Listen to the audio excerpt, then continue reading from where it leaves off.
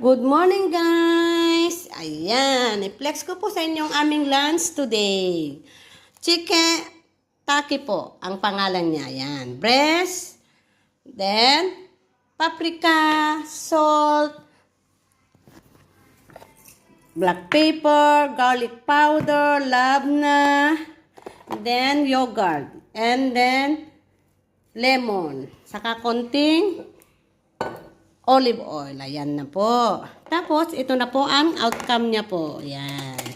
Tapos, pag ilalagay na to, then ilagay na sa kawali o kaldero hanggang maluto na po siya. Yun na po.